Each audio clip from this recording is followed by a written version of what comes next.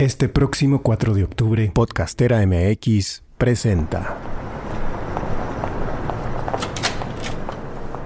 Hola, soy Alexia y estos Postales, mujeres de aquí y allá.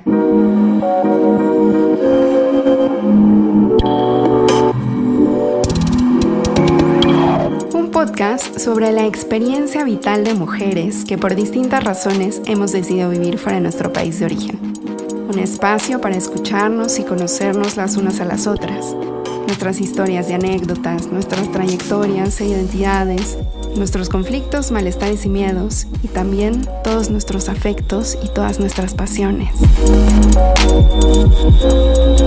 ¿Por qué nos vamos? ¿Qué significa ser mujer en un lugar y en otro?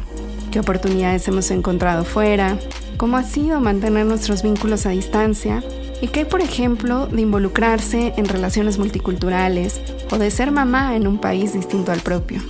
¿Cómo atravesar un duelo al estar lejos? Todas estas son preguntas que ya nuestras conversaciones en Postales. Un ensayo de comunicación entre mujeres en distintas latitudes. Cada retrato, una postal y un potencial puente entre diferentes geografías, entre el aquí y todos los allás posibles.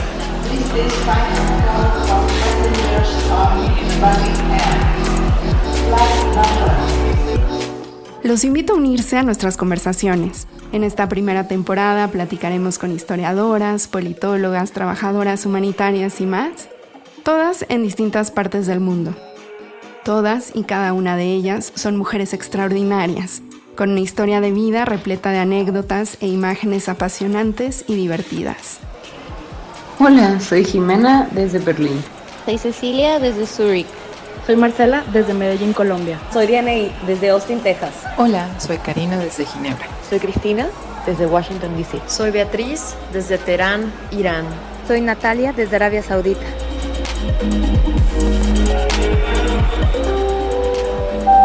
Cada semana, un nuevo episodio, una nueva postal. Escúchanos en tu plataforma de podcast favorita. Síguenos en redes sociales, @postalespodcast, y visita nuestra página de internet postalespodcast.com.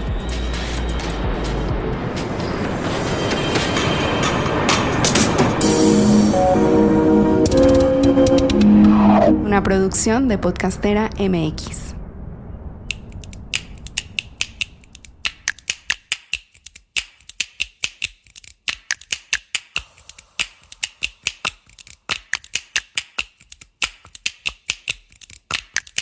Soy Angélica Íñiguez. Estás escuchando Corpus Sapiens, el podcast que va del cuerpo a la danza. Una producción original de Podcastera MX. Si digo danza mexicana, ¿qué es lo primero que te viene a la cabeza?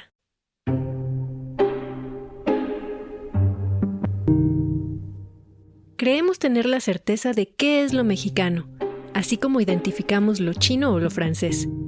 Lo que a veces pasamos por alto es que los elementos identitarios están posicionados en nuestra mente debido a un diseño bien planeado y esparcido mediante una fuerte propaganda que genera una suerte de inception profunda en la conciencia colectiva. Los nacionalismos surgieron de la necesidad de legitimación del poder, sumada a la búsqueda de identidad de quienes compartían un mismo territorio. En el caso mexicano, ese diseño fue orquestado por quienes se hicieron del poder tras la sangrienta revolución con la pretensión de responder a la pregunta que quedó tras la consumación de la independencia en México. Pues sí, somos libres, pero ¿quiénes somos? ¿Qué somos? Y muchos de los elementos elegidos, a veces de forma súper aleatoria, de entre las diversas culturas para representar lo mexicano, se instalaron de tal manera en la mente de las personas que hoy, un siglo después, parecieran vigentes, ¿pero lo son?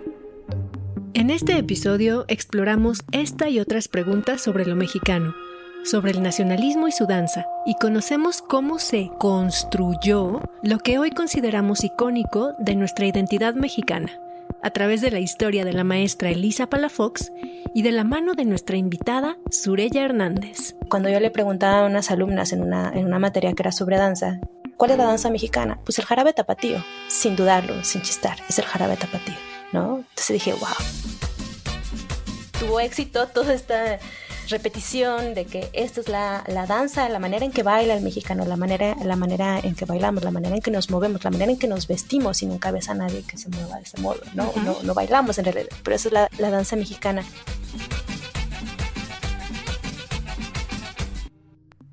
Hola, yo soy Surey Hernández, doctora en Historia del Arte por la UNAM y apasionada del tema de la danza nacionalista, en la que me he especializado.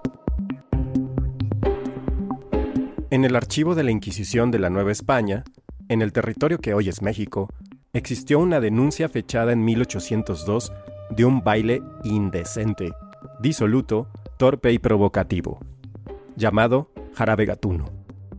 La investigadora Marta Heredia Casanova documentó que una princesa descendiente de la reina india de Tonalá bailó este jarabe a principios del siglo XVIII y que el ciudadano José de Jesús González Rubio lo tocó en pianoforte poco después. Muchos sones y jarabes que hoy reconocemos como parte de la tradición mexicana surgieron de la rebeldía de la población indígena en momentos álgidos de la dominación española. No sé ustedes, pero en algún momento de la vida yo tuve la sensación de que ese repertorio siempre había estado allí, como si se hubiera generado automáticamente en el momento en que nació México como país, cuando en realidad se conformó por el trabajo de muchos maestros que se convirtieron en una suerte de etnógrafos en todo el país durante las misiones culturales, encabezadas por José Vasconcelos, de quien, por cierto, hoy podemos revisar su concepto de raza de bronce y sus recurrentes apologías a Hernán Cortés y a la colonización española desde una perspectiva raciclasista. Charlas mexicanas, que honran con su presencia y con su mensaje de cultura tres ilustres personalidades de las letras mexicanas. El licenciado Vasconcelos tiene la palabra. Cortés trató de hacer más bien una conquista de voluntades, una conquista pacífica en cuanto de él dependió. Siempre trató de hacer alianzas, de atraer a los indígenas que se encontraba, e incluso llegó a hacer alianza y pacto pacífico con el propio Moctezuma. Posteriormente vino la disensión entre los propios indígenas, el que Cuauhtémoc asumiera el mando como emperador y que él se empeñara en defender a sangre y fuego su ciudad, cosa honrosísima, intachable desde su punto de vista. Pero quiero decir, Cortés no vino precisamente en son de guerra, sino que hizo la guerra en cuanto fue indispensable, naturalmente, para asegurar la propia vida de las gentes que llegaban. ¿Neta, don Pepe? Marta Heredia Casanova dice que a partir de 1864, las canciones y danzas típicas mexicanas comenzaron a tomarse en cuenta en las esferas de poder, que el emperador Maximiliano incluyó algunos bailables en los programas de sus festividades.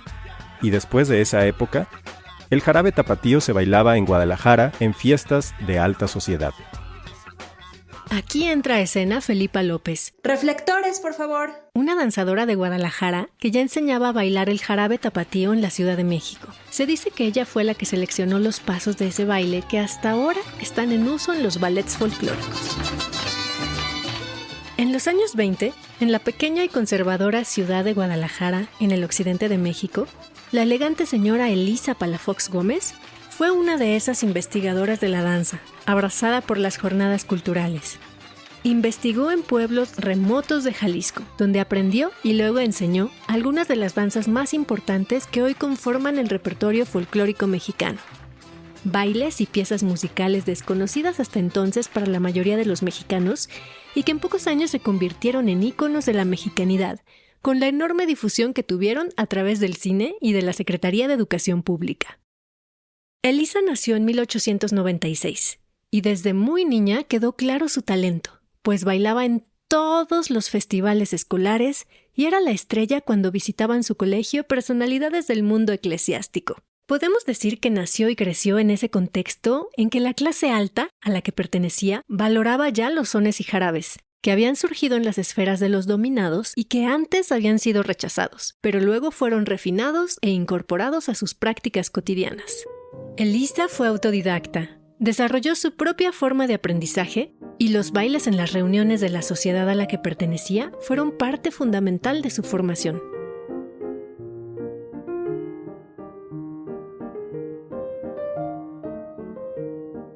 nuestra entusiasta investigadora comenzó a dar clases de baile en colegios privados de educación primaria en Guadalajara con solo 16 años. Una de sus alumnas fue María Félix. Luisa. ¿Hablabas? Tráeme un jarro de café. No soy tu criada. Quien, antes de ser actriz, desde pequeña, mostró aptitudes dancísticas, tales como irse de la escuela a su casa caminando sobre las puntas de los zapatos.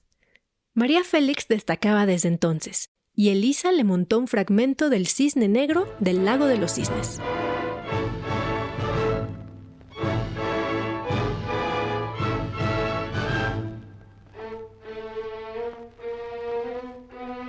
A la par de sus clases de baile en los colegios, Elisa estudiaba la carrera de secretaria, que era a lo que las jovencitas de su época podían aspirar. Y pocos años después trabajó en el despacho del gobernador de Jalisco, José Guadalupe Zuno. Al enterarse de la afición que Elisa tenía por la danza, Zuno le propuso traer a Guadalajara a los informantes, como se les decía a los bailadores o a los músicos que accedían a mostrar y enseñar sus tradiciones a la gente de las ciudades como Elisa. Llegaron de diversos pueblos de Jalisco, particularmente del sur. Años más tarde, Elisa fue comisionada por el Departamento de Educación Pública para investigar sones y jarabes en sus fuentes fidedignas, en diferentes poblaciones. Así que en la década de 1920, a nombre del gobierno federal, aprendió las danzas que luego enseñaría a sus alumnos de primarias y secundarias en las décadas posteriores. Así fue como conoció el jarabe largo ranchero, que aprendió de una pareja formada por un anciano y su nieta, ambos de Tuxpan, quienes además de mostrarle los pasos, le tararearon y silbaron la música.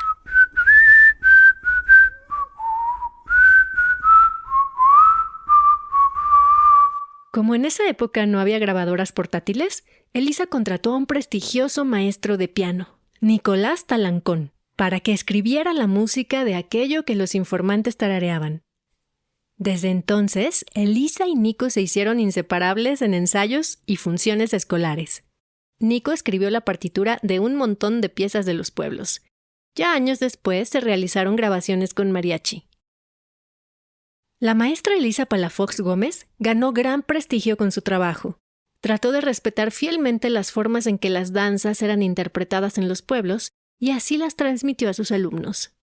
Entre otras coreografías que hoy forman parte del repertorio folclórico nacional, se deben a sus investigaciones Guadalajara, la Feria de las Flores, las Alazanas, el Triste, el Son de la Madrugada y el Son de la Negra.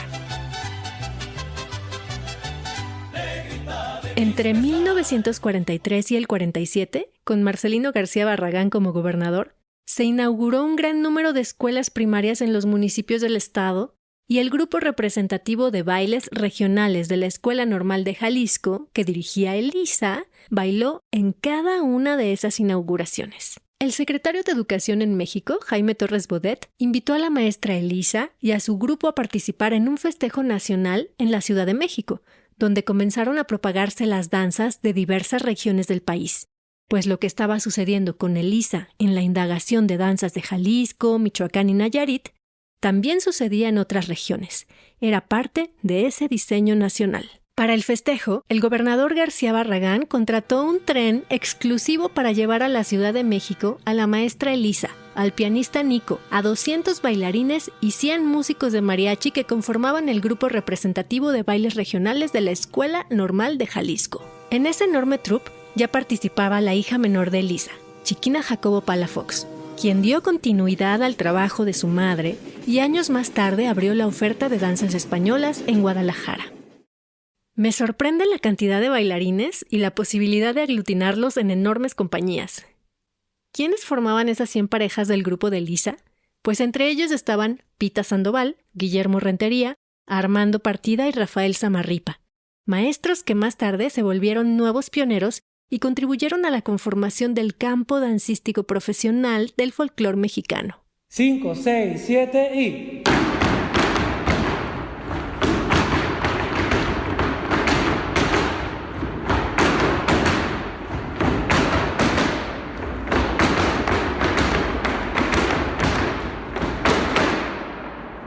Chicos, el repiqueteo con más fuerza y el zapateo más limpio. Enderécense y jalen la larga en el torso. 5, 6, 7 y...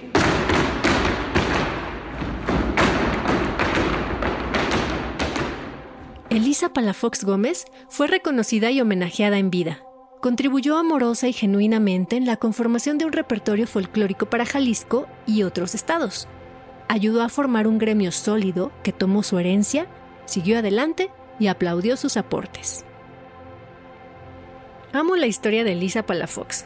Yo misma habría sido muy feliz de haber nacido en esa época y convertirme en investigadora de las danzas en sus lugares y con sus exponentes originales, con toda la plataforma de apoyo de entonces. Reconozco la importancia de ese trabajo, admiro a Elisa y a sus colegas y sigo disfrutando del trabajo de los ballets folclóricos. Amo, con A mayúscula, el son de la culebra.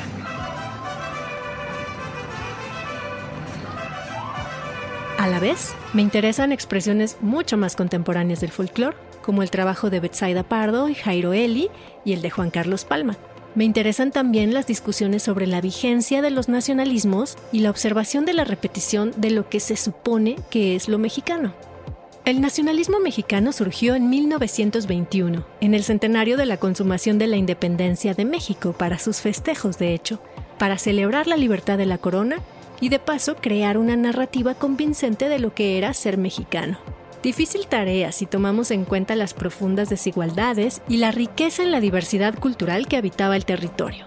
En el marco de estos festejos hubo debates, acuerdos y consensos sobre cuáles serían los elementos culturales que iban a unificar a ese montón de gente que tendría desde ese momento un gobierno que no había elegido. Es decir, el grupo de hombres que se hizo del poder en ese momento necesitaba legitimarse y lo hizo a través de discursos populares. Después de la Revolución Mexicana, prácticamente se nos ha adoctrinado con un nacionalismo revolucionario, aunque no fue la única postura nacionalista que se formó en la década de los 20, en el siglo XX, sino que había una disputa por qué es el mexicano, cómo debe ser el mexicano en un momento de coyuntura y de reordenamiento político, económico, social, en muchos sentidos, donde se requerían legitimar posiciones de todos los sectores sociales, pero específicamente de los sectores políticos. Y entonces se fue la pregunta de qué es México, qué es el mexicano y cómo vamos a formar un proyecto de nación. Y a lo largo del siglo XIX en México, aterrizando en el caso mexicano, desde los viajeros, los litógrafos o desde la prensa estaban esta manera de identificar tipos populares que definieran quiénes eran aquellos que componían la sociedad. Cómo era la tehuana, cómo era la china, cómo era el pelado, cómo era el indígena y después cómo era esta historia de la que estamos derivando como nación. A finales del siglo XIX y muy claramente con el porfiriato es quiénes son aquellos próceres de la patria que la conformaron. Y que incluso si pensamos en términos del arte, en cómo se estaban formando los géneros, el principal género del arte era la pintura de historia. Porque ahí también se estaba reflejando de dónde venimos y qué es esto lo mexicano. Obras que representan el Senado de Tlaxcala, que representan a Cuauhtémoc cuando le están quemando los pies, que representan esas imágenes que después por repetición, por difusión, por divulgación se quedan muy clavadas en el inconsciente colectivo y entonces eso es lo que somos nosotros. Yo recuerdo mucho cuando estaba en la primaria que en una clase de historia la maestra decía es que la noche triste no debe ser la noche triste, debería ser la noche alegre porque nosotros ganamos.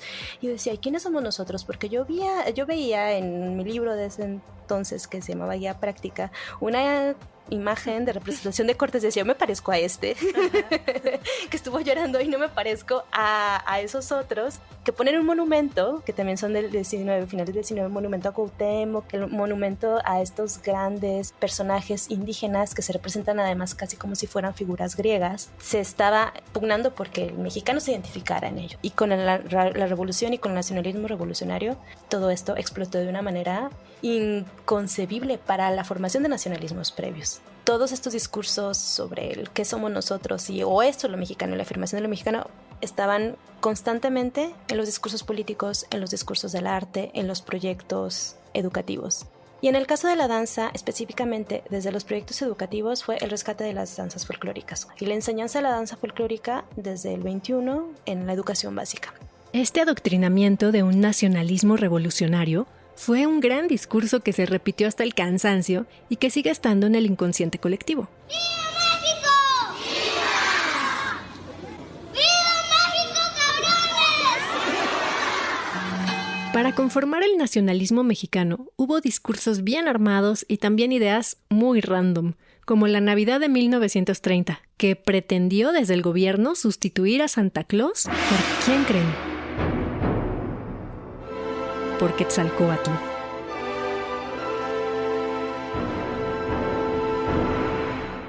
Quetzalcóatl será el símbolo de la Navidad de nuestro país. El secretario de Educación, Carlos Trejo y Lerdo de Tejada, ha anunciado que por disposición oficial, México ha dado la espalda a Santa Claus y ha adoptado al dios Quetzalcóatl como nuevo benefactor de la infancia para reimplementar en nuestro país su legendaria tradición de pueblo patriota y civilizado. Sin embargo, el anuncio ha generado polémica entre la población. ¿Vamos a acostar a Quetzalcóatl en el pesebre de Belén y rezarle en náhuatl? No lo entiendo. Ante esta situación, la Secretaría de Educación ha expedido una circular para que se inculque a todos los estudiantes la leyenda del hombre Dios. Cuando desde una postura institucional, política, educativa, se intentó en México imponer una tradición, inventar una tradición trastocando otra. Y entonces la Navidad de ese año, de 1930, no era la Navidad de Santa Claus, era la Navidad de Quetzalcóatl.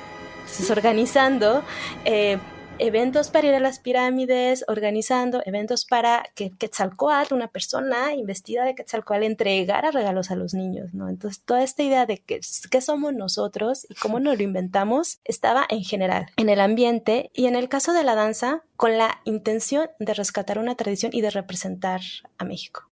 Antes de 1921, la danza escénica era escasa. Además de la sobresaliente Felipa López, figuraba por ahí alguna que otra bailarina independiente con su proyecto de ballet o de teatro de revista. A partir del 21 hubo un gran impulso no solo al rescate de las danzas folclóricas, sino que el Departamento de Bellas Artes de la SEP determinó que dichas danzas se enseñarían a los chiquillos en las escuelas de educación básica. Los maestros tenían que aprender repertorio de danza folclórica. Estaban revistas dedicadas a las culturas populares. Estaban imágenes en la pintura que estaban hablando de las danzas para aterrizarlo un poco en los términos de la danza.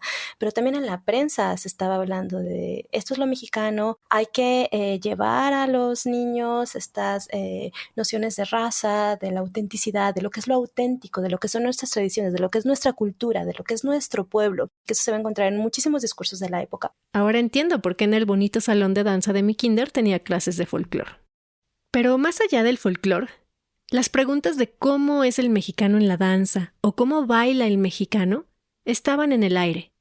Las hermanas Nelly y Gloria Campobello, que habían ido a las misiones culturales, respondieron a esas preguntas en su libro Ritmos Indígenas de México. Y cuando están diciendo, así baila el mexicano, porque así bailan los indígenas. Y hasta tiene pequeños dibujos donde están describiendo, tanto en imagen como en texto, exactamente cómo se tienen que mover quienes vayan a aprender esas danzas, porque los tarahumaras se mueven de tal modo y entonces cuando hablan entre ellos tienen largas descripciones de cómo se mueve, por un lado, desde un punto de vista un tanto etnográfico improvisado.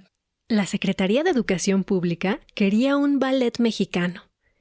Así surgió un proyecto importantísimo, la danza moderna nacionalista, que generó hitos como la balada del venado y la luna de Ana Mérida, que tienen sustento en las danzas folclóricas, aunque su lenguaje sea moderno.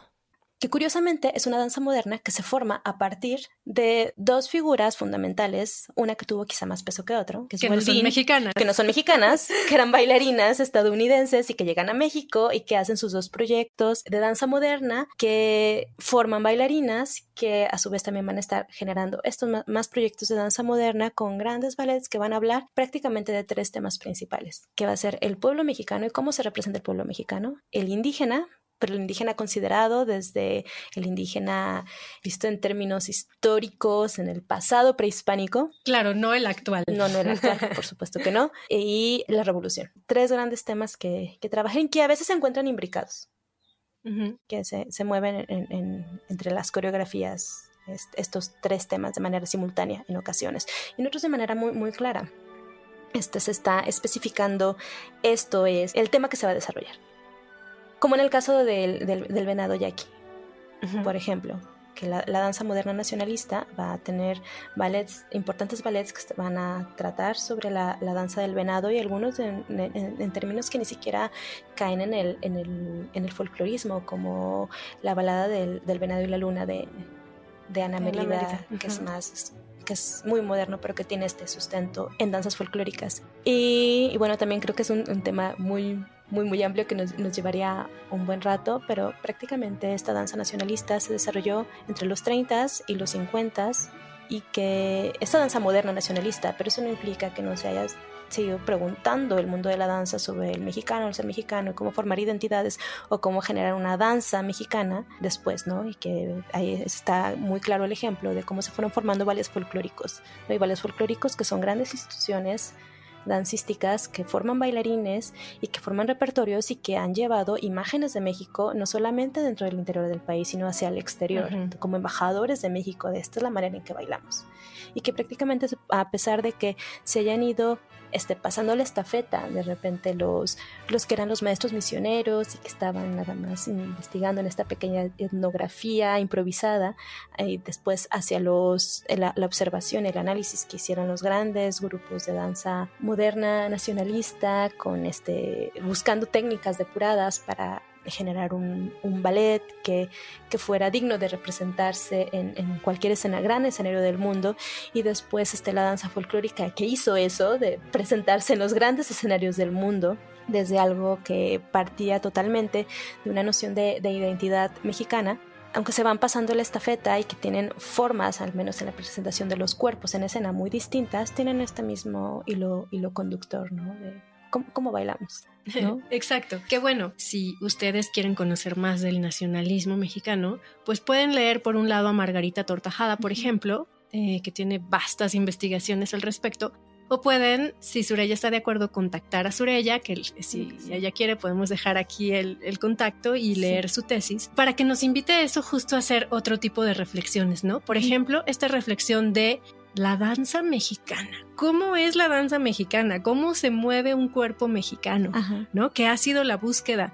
Pero lo que hizo la danza moderna mexicana, lo que se hizo en la danza moderna mexicana, para que fuera mexicano, tenía que ver más con la temática, que ya nos comentas, con el libreto, más que con el propio cuerpo en movimiento. Sin embargo, si le quitamos todo eso, ¿qué nos queda? Claro. Y la misma pregunta es para cualquier danza de cualquier lugar casi, ¿no? Del mundo. Pero bueno, centrémonos en esa. O sea, ¿realmente hay una manera mexicana de moverse? ¿Hay una danza mexicana? Es que es una respuesta complicada de contestar, y que además una pregunta complicada de contestar, y además es una pregunta que no solamente se ha hecho desde la danza y que en distintos momentos en las polémicas nacionalistas se estuvo desarrollando. Bueno, entonces somos mexicanos, y si somos mexicanos, basta con que hagamos, con que escriba, con que baile, o sea, que existamos. Me estoy expresando y entonces con eso basta. Pero entonces también cabe la pregunta y que en las polémicas nacionalistas también estaba este argumento, bueno, pero lo estás haciendo como lo haría un francés, lo estás haciendo pensando en términos cosmopolitas, entonces no estás pensando en tu identidad. Y algunas voces críticas en algunos momentos dijeron, bueno, esto que comentabas, si le quitamos lo anecdótico, si le quitamos el tema, entonces ¿dónde queda esa manera de bailar? Y que en el 56 hubo una gran polémica con los protagonistas de la danza moderna nacionalista en esa época, y estaba Merce Cunningham también, y estaba Sokolov, y estaba Siqueiros también ahí participando en la polémica, y decía Sokolov, bueno, es que si ustedes les quitamos toda la anécdota, bailan exactamente como bailan en Israel. ¿Cuál es la diferencia? No hay ninguna diferencia. Le quitamos las cananas, le quitamos el rebozo, le quitamos el tema mexicano, le quitamos lo indígena, y entonces ya no hay nada que los identifique como mexicanos. Y curiosamente, los bailarines en esa época decían, no, es que, porque además fue una conferencia que se dictó en inglés, y dicen, no, es que lo que la maestra quiso decir es que nosotros tenemos que buscar la danza mexicana. Es que lo que la maestra quiso decir, cada quien escuchó, ¿no? Esta crítica de Sokolov, su manera, porque también se estaba negando, porque era muy, muy complicado ir contra todo aquello, todo ese bagaje cultural que los estaba definiendo en muchos sentidos y a veces de manera muy inconsciente. Entonces, no creo que sean cosas que ni siquiera nosotros en el cotidiano las hagamos conscientes, ¿no? Llega el septiembre y vemos banderitas y escuchamos ciertos sones, y yo como bailé folclore en algún momento, una vez que vinimos a una competencia, pues era en Jalisco, y pues claro, todos traíamos el son de la negra, y pues ya después hay ciertos anclajes que hacemos por nostalgia, por los afectos, y que si eso sucede en una circunstancia individual, a manera colectiva, termina siendo algo muy fuerte, sí, que se queda en el inconsciente colectivo por toda esta repetición de discursos que prácticamente hemos escuchado por 100 años, ¿no? Como mexicanos, como nación, como aquello que seamos, se ha escuchado por 100 años, recurrentemente.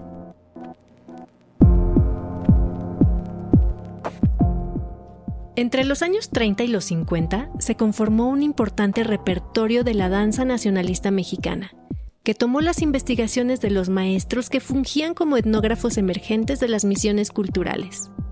En el mundo de la danza folclórica, hay un viejo desacuerdo entre los grupos que velan por cuidar la autenticidad de las danzas y los ballets que toman dichas danzas con la libertad de crear para el escenario. Lo cierto es que el hecho de que alguien ajeno a una cultura entre en ella, tome una danza, la saque de su contexto y la suba a un escenario, es una absoluta transgresión.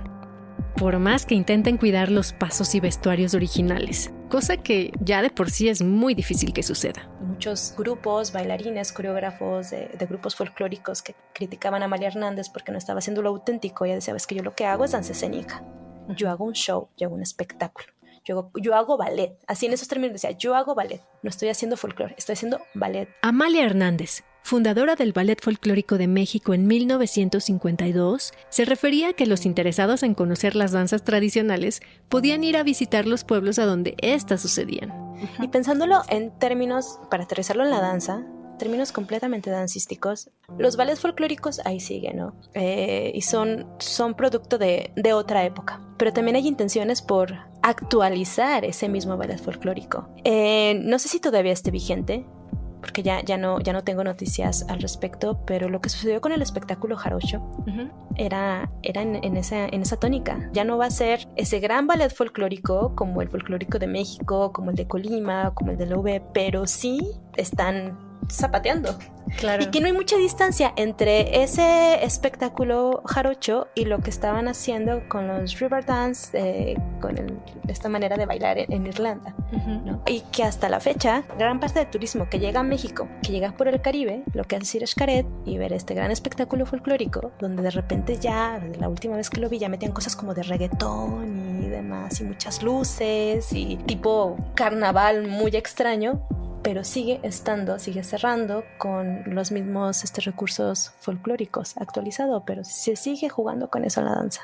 No todo en la construcción del nacionalismo mexicano fue inocuo. De hecho, muchas cosas no lo fueron, pero también hay episodios de violencia brutal y exterminio, como la que vivió el pueblo yaqui y de la cual todavía no se libera. Sí, este es un tema que me gusta bastante y que también me parece un ejemplo de cómo el arte no está tan ajeno de los procesos políticos. Al contrario, porque de repente sí pareciera eso, ¿no? Cuando lo vemos a simple vista de que, bueno, sí, los pintores están allá, pintan, sí, claro, exponen. Y cómo la danza, que puede parecer algo tan inocente y tan lindo, puede servir también para acciones tan, ¿cómo decirlo?, tan violentas.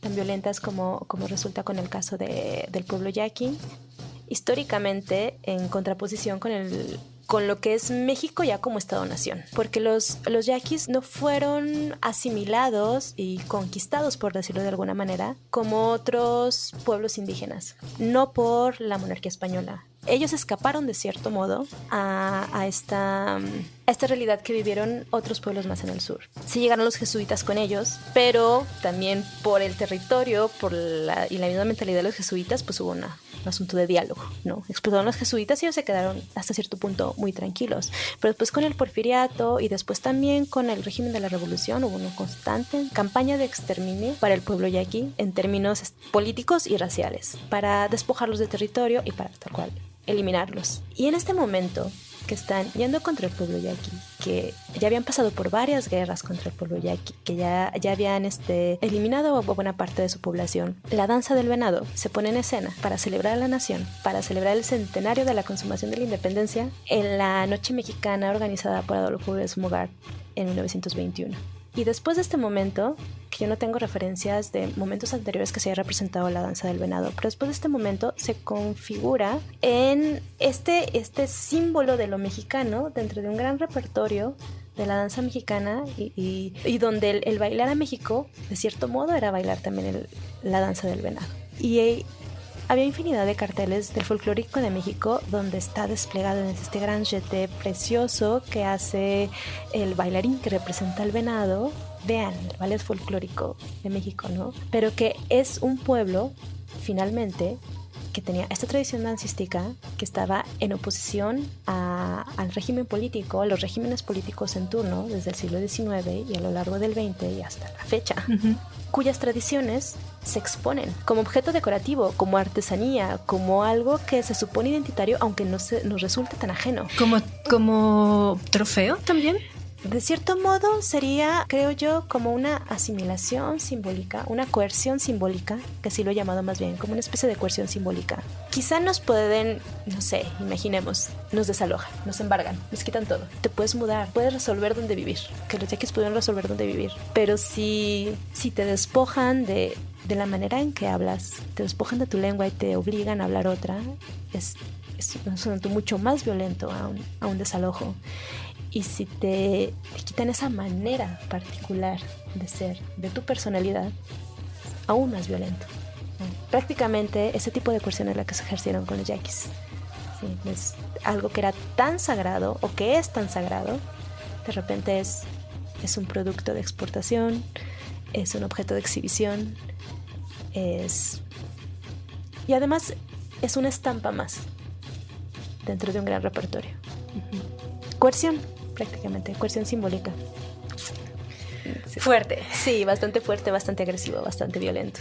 Que no es la única historia tampoco. No. Bueno, esas historias han sucedido y han conformado también lo que hoy sentimos que nos identifica como mexicanos, ¿no? Claro, y no solamente se ha llevado a escena, sino que ya hay desde hace bastante tiempo concursos de la danza del venado que se hacen en Sonora, concursos de la danza del venado. Entonces, ¿cómo es posible, no? Que algo que era parte de su ritual, parte de su cosmovisión, de repente se lleva una tarima y los ponen a bailar? Es la transformación que han vivido muchas danzas, muchas expresiones a lo largo de la historia en el mundo.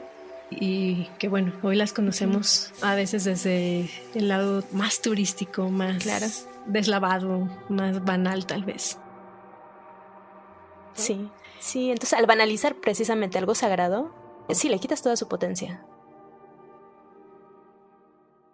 A mí me parece que quizá más bien lo que nos podría quedar es mantener una postura crítica cada vez que estemos observando un ballet folclórico, un repertorio dancístico de cualquier tipo, ¿no? Que muchas veces se nos explica pensando en danza escénica, en el programa de mano, esto viene a cuenta de esto, ¿no?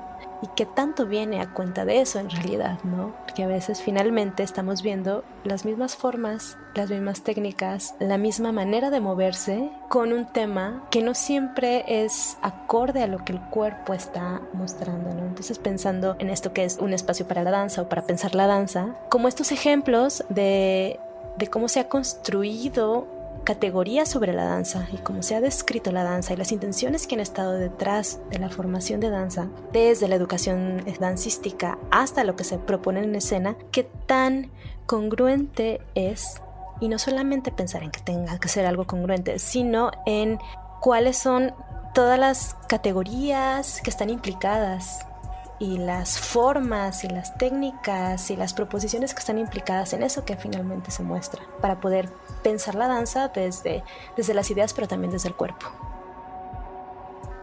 Hace 101 años, en 1921, comenzó la conformación del costal de acuerdos estéticos que conformarían la identidad mexicana. Año tras año, por más de un siglo, repetimos y reproducimos obras musicales, dancísticas y otros elementos estéticos muy tricolores sin pensar, dejando fuera valiosas expresiones que en términos generales pues también son mexicanas. Ese mismo año, valga la casualidad, nació Edgar Morin, un filósofo y sociólogo que desarrolló el concepto de pensamiento complejo, que se opone al aislamiento de los objetos del conocimiento para su estudio, regresándolos a su contexto, para revisarlos desde sus múltiples causas y posibilidades. Aquí es donde la caricatura, la estampa y el verde, blanco y rojo ya no son suficientes para explicar la realidad. Agradezco la presencia de Sureya Hernández, doctora en Historia del Arte, en este episodio, que nos brindó valiosa información sobre el nacionalismo mexicano, que es su tema de especialidad. La información ampliada sobre Elisa Palafox la pueden encontrar en mi libro Pioneros de la Danza Escénica en Guadalajara, un legado nacional. La edición está agotada, pero si les interesa la información, pueden escribirme al correo que les dejo en la descripción del episodio. La música con la que diseñamos este especial es de compositores contemporáneos mexicanos que admiramos.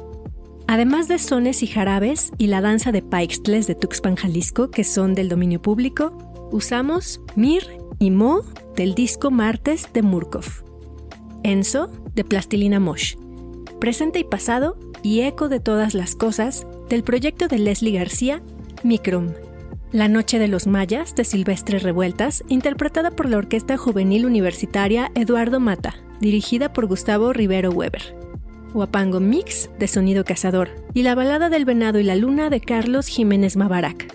Usamos un fragmento de Una Navidad con Quetzalcóatl de los Bully Magnets. Los créditos de los audios, de charlas, videos y películas y sus respectivas ligas aparecen en la descripción del episodio. Con las voces especiales de Abril Íñiguez, Salvador Martínez y Dariel Romero. La musicalización y mezcla de audio es de Salvador Martínez Vega. La producción la hicimos en conjunto Salvador y yo, y el guión es mío. Si te gusta este episodio, compártelo. También puedes activar el botón seguir y así enterarte cuando lanzamos nuevos episodios. Si te encantó el contenido, califícanos con 5 estrellas. Si adoras Corpus Sapiens y quieres apoyar el proyecto, entra a www.buymeacoffee.com/Corpus Sapiens. Tu aportación, que será de lo que cuesta un café, se irá al Centro de Documentación de la Danza corpusapiens.com, que puedes consultar de forma gratuita. Le dedico este episodio a mi querida maestra Margarita Tortajada Quirós, brillante investigadora de la danza y generosa tutora. Gracias por escuchar.